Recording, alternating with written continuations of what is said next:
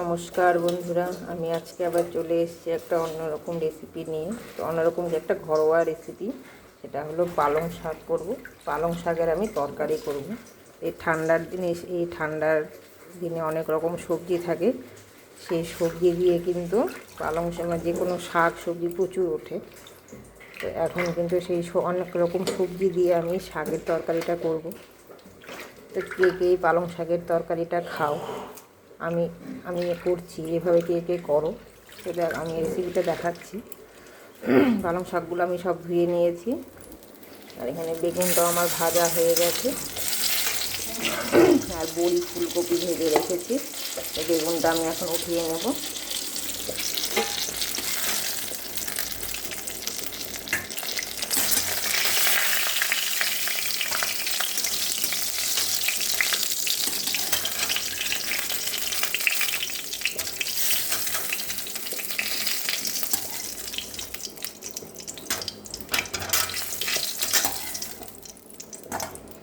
এই তেলেই আমি ফোড়ন দিয়ে দেব।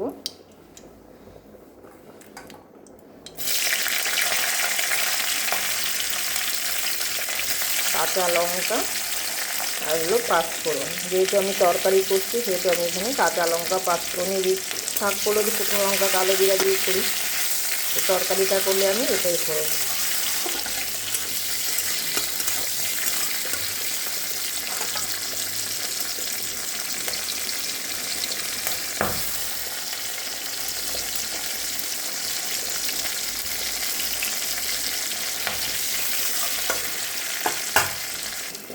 ফোড়নটা হয়ে এসছে, এখন আমি এখানে আলু দিয়ে দেবো।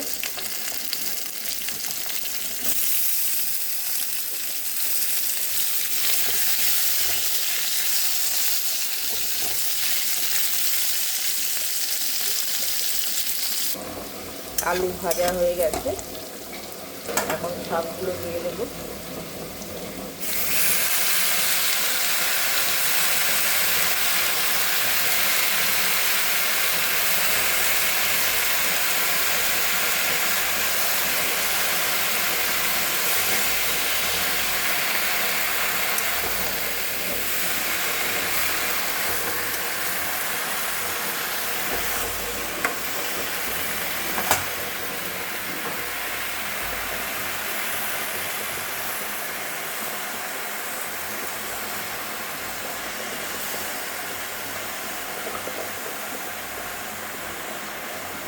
লবণ, সবজিগুলো একসঙ্গে দিয়ে ভেজে বসানো যায়, কিন্তু সবজিগুলো একটু গলে যাবে না সব বেগুনগুলো। তো আমি এই জন্য আগে থেকে অল্প অল্প করে আমি ভেজে রেখে দিয়েছি। এখন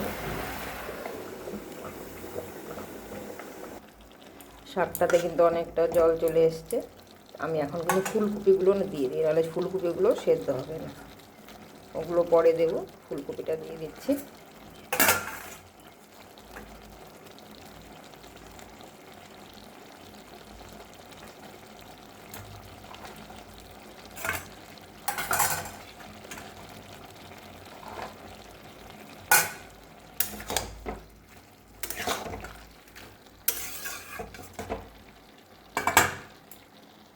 এখন জল শুকাতে শুকাতে কিন্তু ফুলকপিটাও সেদ্ধ হয়ে যাবে।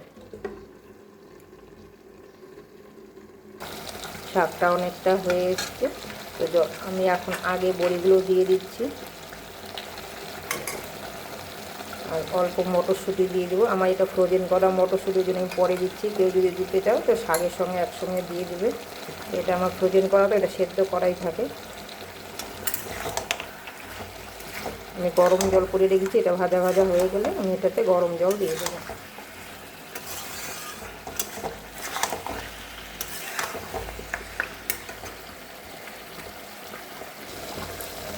এখন এখানে একটু গুড় দিয়ে দিচ্ছি, কারণ তরকারির মধ্যে একটু মিষ্টি না হলে কিন্তু ভালো লাগে না।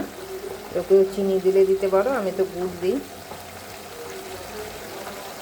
আর এখানে গরম জল করে রেখেছিলাম, কারণ সবজিগুলো আমার সব সেদ্ধই হয়ে গেছে, সেই জন্য এখানে আমি গরম জল দিয়ে দিচ্ছি।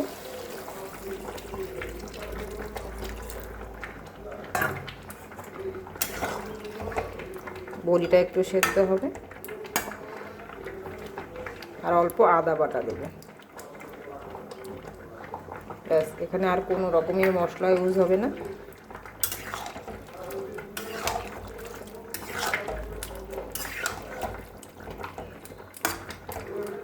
জলটা একটু ফুটে আসলে পরে বেগুনগুলো দিয়ে দেবো। পালং শাকটা কিন্তু হয়ে গেছে। তো এখন আমি ভেজে রাখা বেগুনগুলো দিয়ে দিব, কারণ বেগুনগুলো একদম ভালো করে ভাজা, সেই জন্য আমি আগে দিলাম না, আগে দিলে একদম গলে যাবে। দিয়ে আর একটু ফুটিয়ে আমি নামিয়ে নেব। আর সব শেষে একটু ধনেপাতা কুচি। এই পালং শাকের তরকারিতে কিন্তু ধনেপাতার কুচি রয়েছে, গন্ধটা কিন্তু দারুণ লাগে।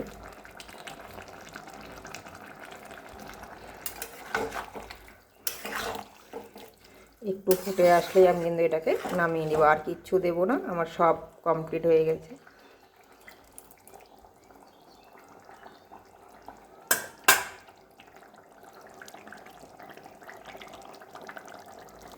পালং শাকের তরকারিটা নামিয়ে নিয়েছি। তো বলো কেমন হয়েছে আমার এই পালং শাকের ঝোল তরকারি। তো শীতের কিন্তু সব রকম সবজি দিয়ে এরকম পালং শাকের তরকারি খেতে কিন্তু ভীষণ ভালো লাগে। তো কারা কারা আমার মতো এরকম পালং শাকের তরকারি করো কমেন্ট করে জানাবে। তো কেমন লাগলো অবশ্যই কমেন্ট করে জানাবেন। ভালো লাগলে আমার কমেন্ট পাশে থাকবেন। আর ইউটিউব চ্যানেল থেকে দেখলে সাবস্ক্রাইব করে আমার পাশে থাকবেন। আমি অন্যদিন আবার আসবো অন্য সাধারণ রান্না নিয়ে, বাঙালি রান্না নিয়ে। তো আমি আজকে এখানেই শেষ করছি, আমি অন্যদিন আবার আসবো। এখানে আমি আলুটা করব, এই আলুটা কিন্তু আমার ইউটিউব চ্যানেলে আছে, এই আলুর কষাটা। তো আমি আর ভিডিওটা টানলাম না, আমি আজকে এখানেই শেষ করে দিচ্ছি। নমস্কার।